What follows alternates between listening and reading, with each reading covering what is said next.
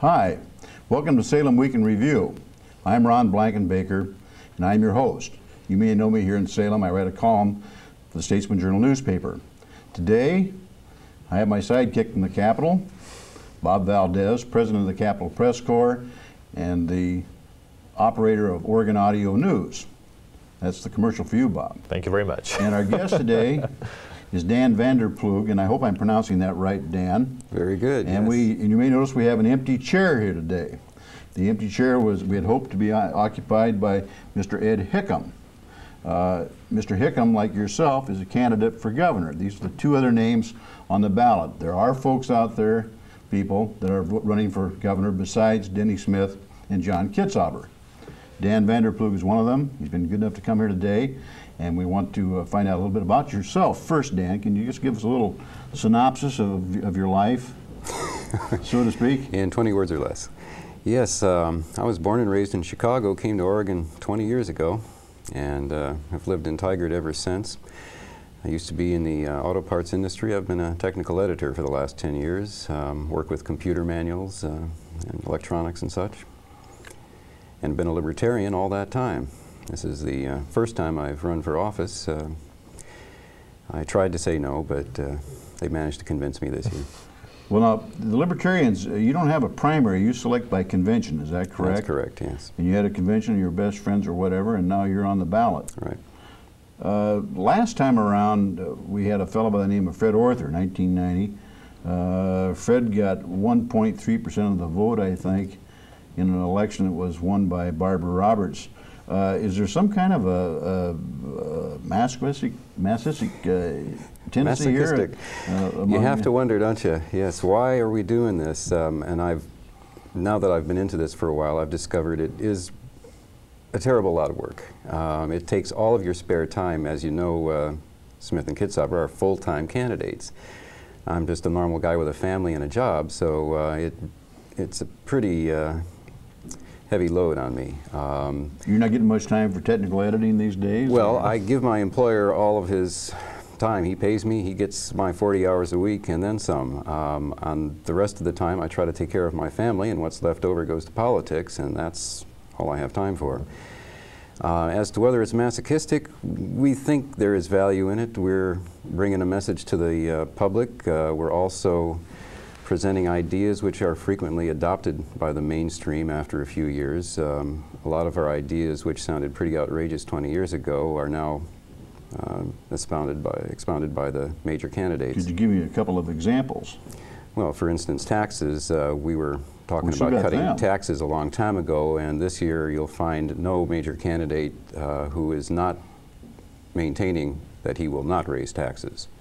You can believe that or not as you like, but certainly there's not raising and getting rid of taxes, or yeah. Well, they go as far as not raising. Our position, of course, is we want to cut taxes, and I think I'm the only candidate who's got that position. Yes. Well, I've got this little cheat sheet from one of the fellows on camera here, Ken, and I guess it's by the fellow that was really the founder of the Libertarians, but it's kind of a condensed version, and it says regarding government, Libertarian Party platform: we favor the abolition of damn near everything. We call for drastic reductions in everything else, and we refuse to say. That's scratched out on me. We refuse to pay for what's left. Right. Is that kind of a fair summary?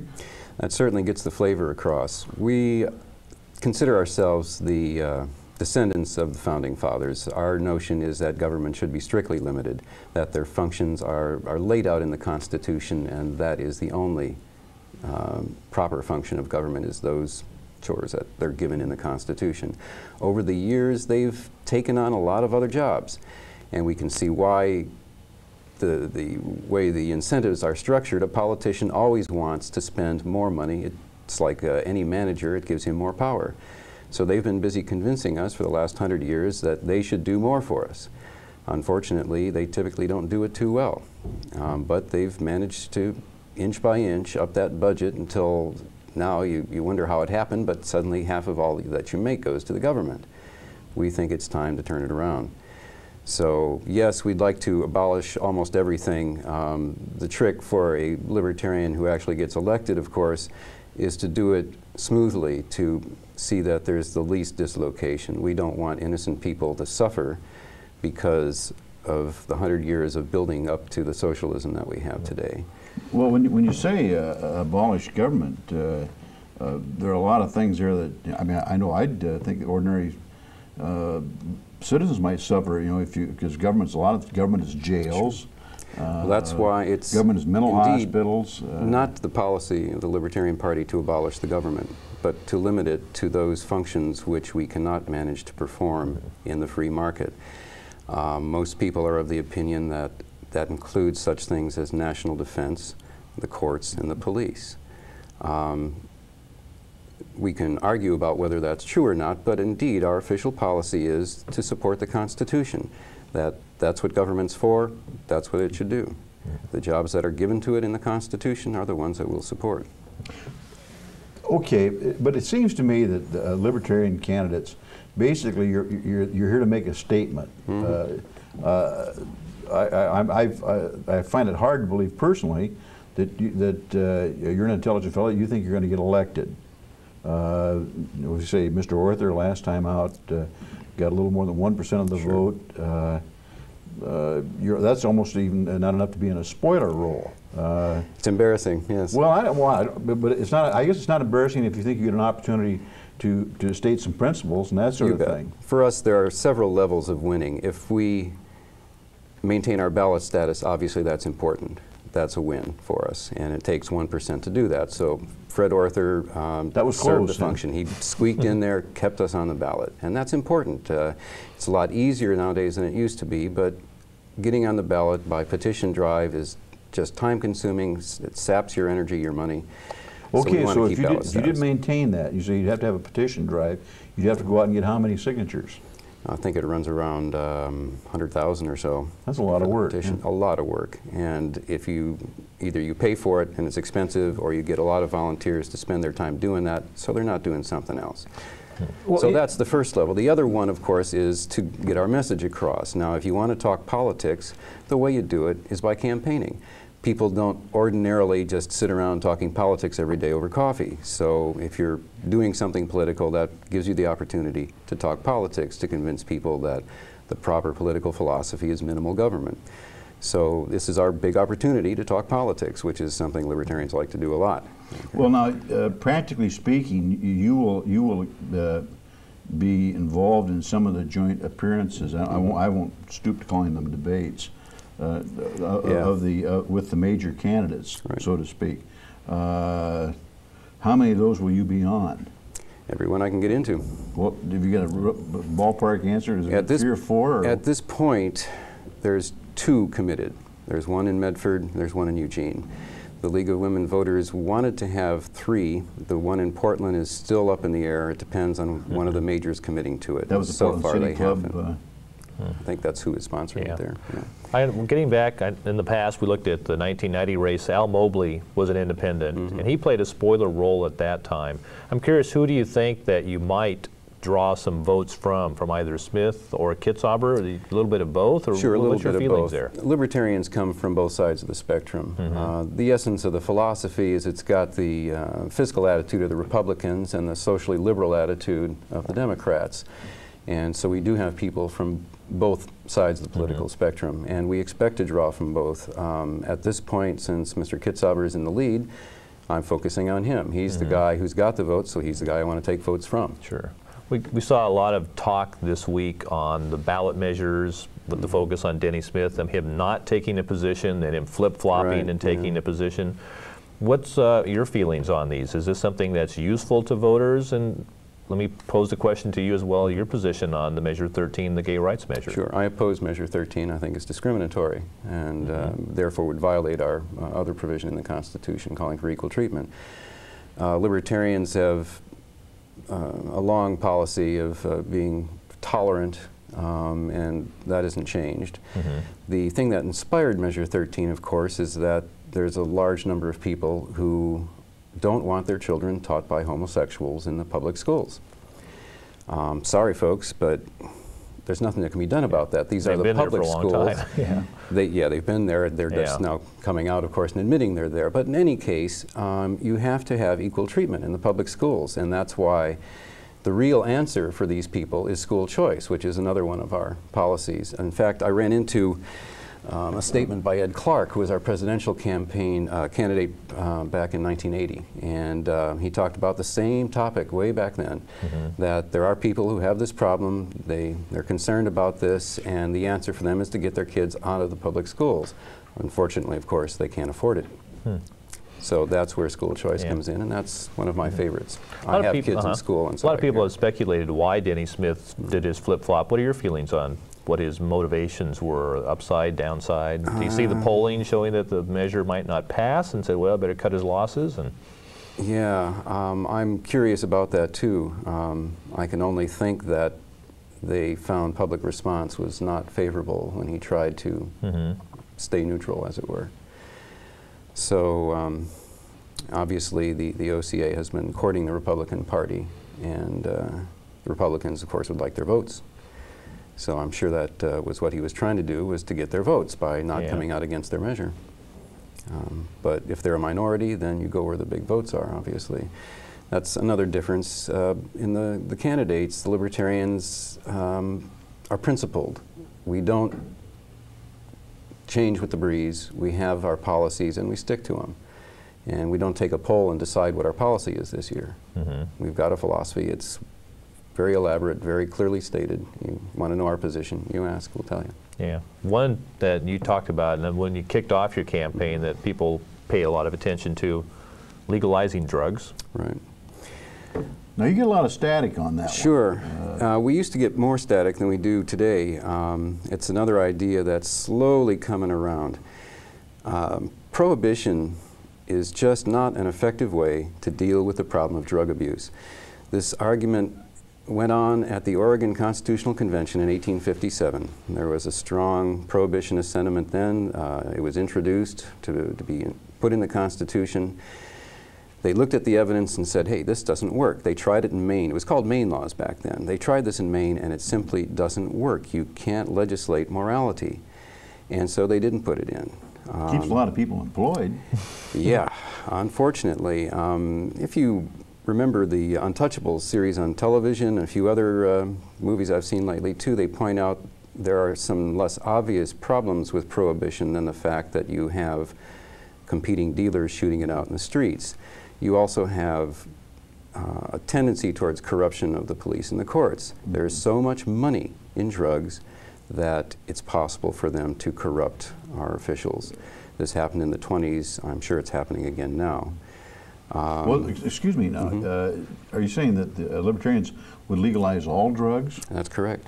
How about the distribution of all drugs? If it's... If a fellow is found selling crack cocaine on a schoolyard, yeah, okay, would you say that's okay? Number one, it's not okay because it's a schoolyard, it's not a place for him to do business. Okay. Number two, if the drugs were legal, he wouldn't be there because there wouldn't be the money in it. The reason that we have to worry about this, I have kids too. I'm concerned about the safety of my children. Right? And they are endangered by prohibition. Because of prohibition, there's so much money in it that you have people pushing this stuff to school kids. You don't see people hanging around the schoolyard trying to sell them beer. Well, yeah, but now we're getting into the prohibition, what's legal, what's not legal question. You know, it's one thing to say prohibition when you involve adults. We have another kind of prohibition that involves juveniles. Sure.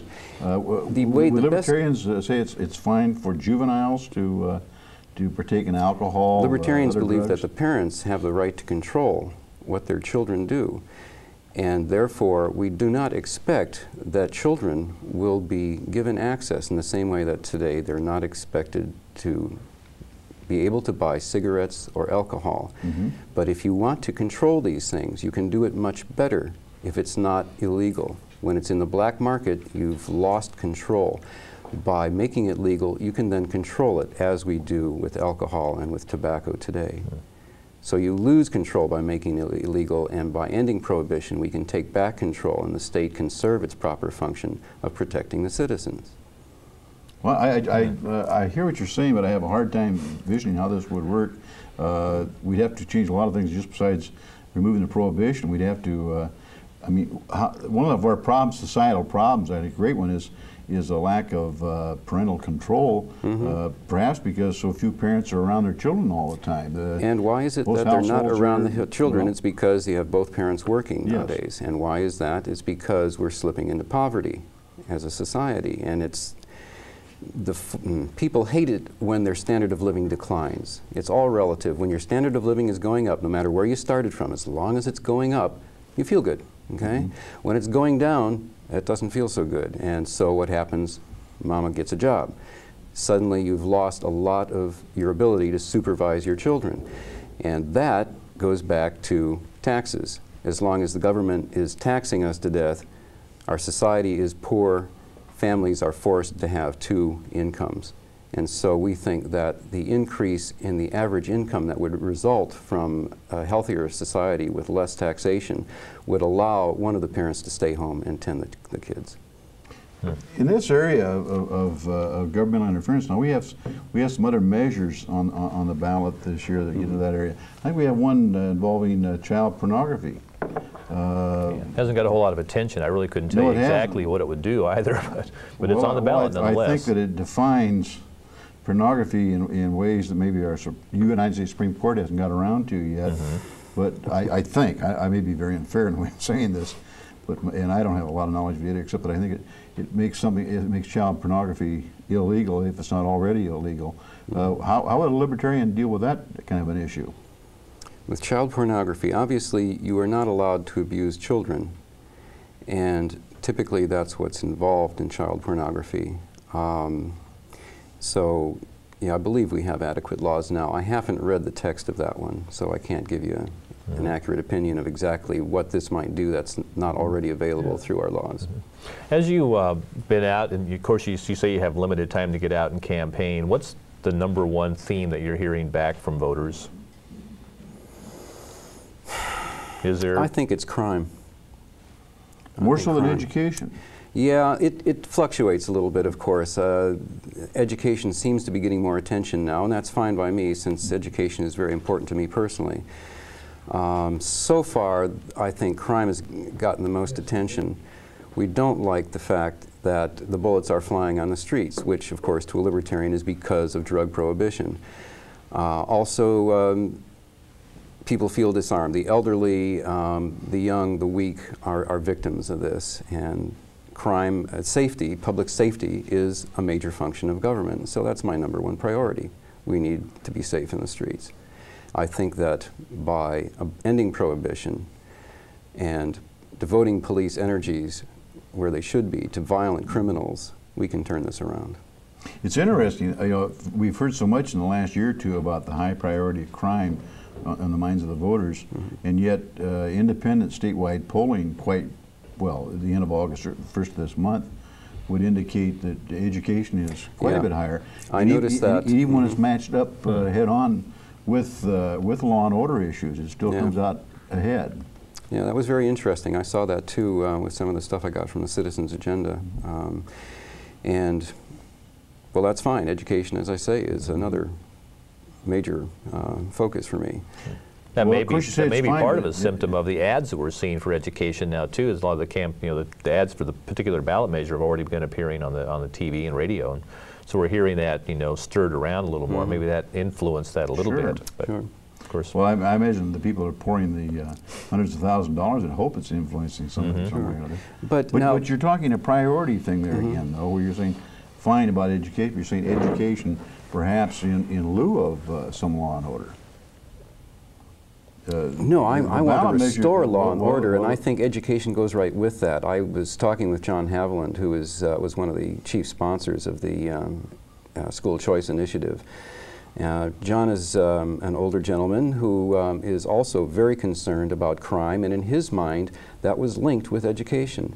If we had a good education system, we would have less reason for those kids to be out roaming the streets. Another thing that would help is if those kids could get a job. Okay, so education, jobs, and drug prohibition is all related to the crime problem. It all ties together.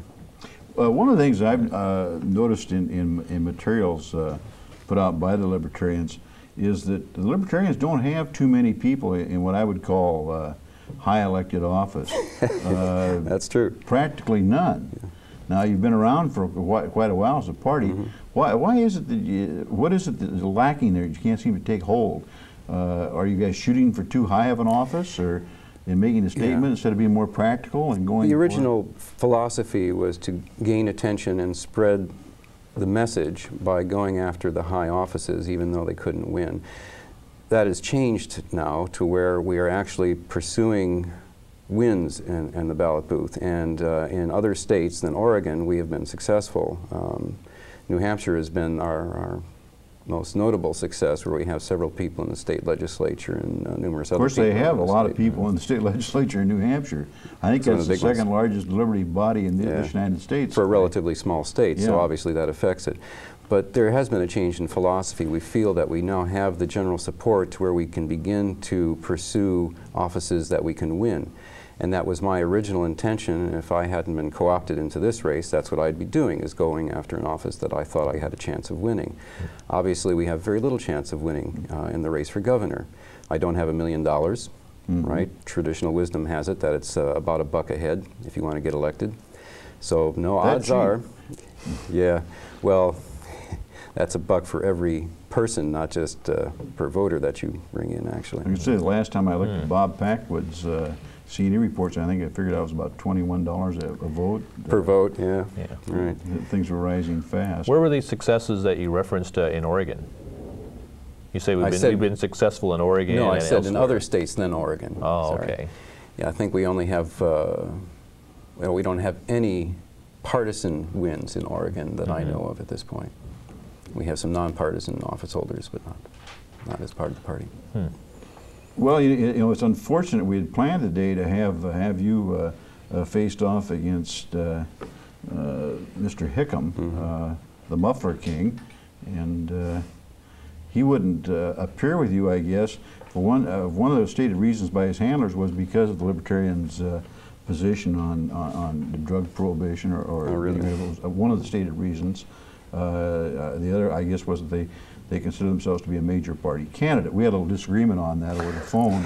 They are a major party. Well, yes. well, you can call it what you want, but Ross Perot got 24% of the vote, not Mr. Hickam. Exactly. Nevertheless, you and Mr. Hickam's names will be on the ballot. You're going to get some votes. You're going to get a chance to stand up with these major candidates.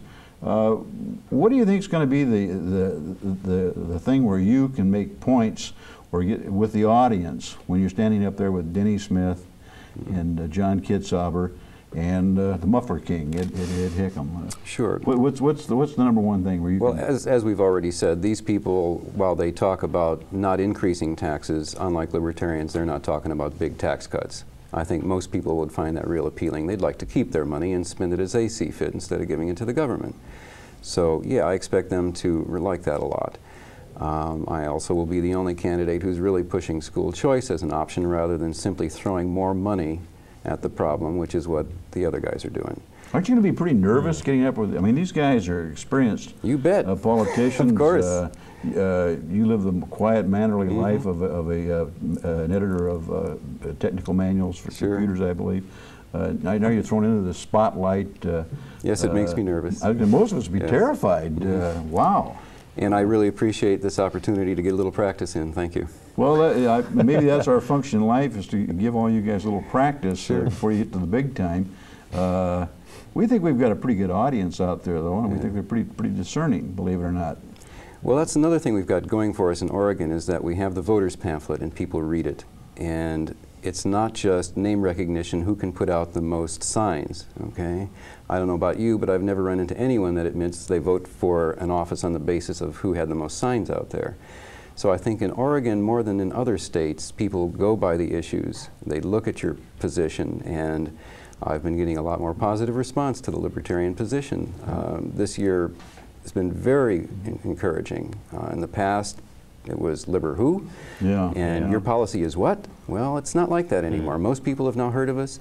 They're taking us seriously. Well, I'm glad to hear that, because I, for a long time, thought that Bob Valdez here was the only person that actually read the Oregon Voters Pamphlet page to page and critiqued the makeup on the photos. And, well, you get some good free ads in there, well, fairly inexpensive ads that go statewide. Sure. It's a bargain, yeah, it's a bargain. Well, one of our lesser-known positions is we think that candidates should pay the full cost of the voters pamphlet, which they don't. It's subsidized by the state. That's certainly true. I'm curious, what issue do you think that the major party candidates are just missing right now? Is there anything that they're conveniently ignoring that they don't want to get into? Well, obviously, drug prohibition is the #1 issue in my mind, since that affects so many others, and they can't take that one up. As far as they're concerned, that's political suicide. They're not about to touch it. If you look at history, until 1933, when alcohol prohibition was repealed, people thought it would go on forever, that there was no way that a public person could stand up and say, hey, we made a mistake. But then suddenly it ended. People said, this is crazy. We've got the liquor dealers shooting it out in the streets, right? That doesn't happen anymore. You don't have competing liquor stores having battles with Tommy guns. So we think this is a major issue which they are just totally unable to Now they have deal with. Uzis and AK-47s. Yeah, and that's about the only time you see that kind of stuff is between gangs, rival gangs. It's not actually that your typical crime is committed with those things. That's when the gangs are having a battle. So Uzis and such are not a real threat to the police officer who's already got quite enough to deal with, thank you. Well, I suppose that other than getting some attention, perhaps in the next election cycle, we might see Ed Vander Ploeg's name as a candidate for what? Dan Vander Ploeg. Pardon me, Dan. I'm very sorry about it. Ed Hickam There's is not Ed. here. Dan Vander Ploeg. Well, I'll say Dan Vander Ploeg 3 or 4 times Thank as you. we near the end of this show, and you're the Libertarian candidate for governor. We really appreciate your being here with Bob Valdez and myself. We wish your worthy opponent, Ed Hickam, had been here today, but the muffler business Must have been keeping him busy. must be demanding. Yes. At any rate, this has been Salem Week in Review. It's been a pleasure to have you here. We wish you luck, and I assume we'll see you again. Thank you. Goodbye for now, folks.